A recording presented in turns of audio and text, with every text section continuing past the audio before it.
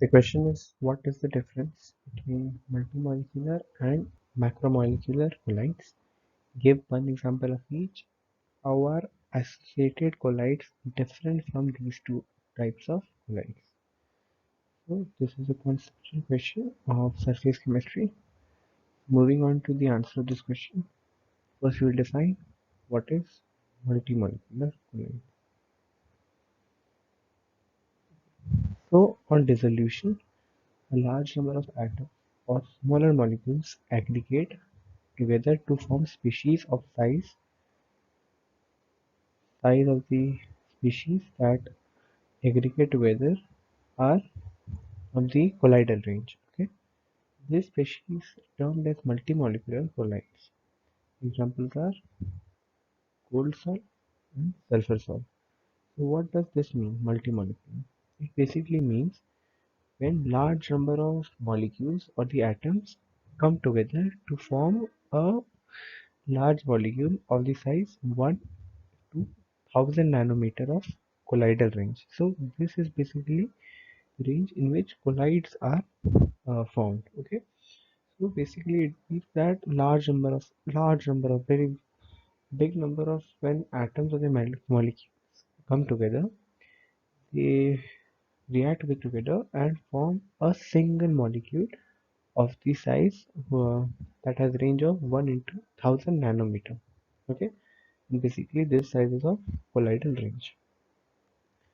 And what is macromolecular colloid? We will define it.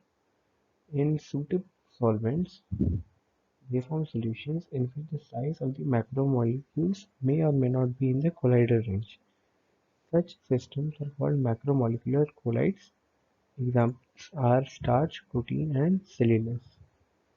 Okay, basically, in some solvents, they form solutions in which the size of the macromolecules may or may not be in the colloidal range. So you can easily see that large number of big molecules come together.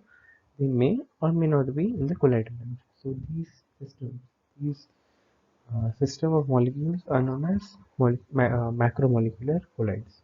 Examples: note down starch, protein, and cellulose. Now, associated colloids. It is basically the substances which behaves like normal strong electrolyte at low concentration. So as you can see, at low concentration, it behaves like normal strong electrolyte. Okay, you all know what is the meaning of strong electrolyte, and it exhibits like a colloid at high concentration. So as you can see, it has multifunction. At low concentration, it behaves like a normal strong electrolyte, and at as we increase the concentration, it exhibits colloidal behavior. Okay, due to the formation of aggregates, and these are also known as micelle. So the second name of associated colloid is micelle. So in many areas, associated colloids may be referred to as micelle.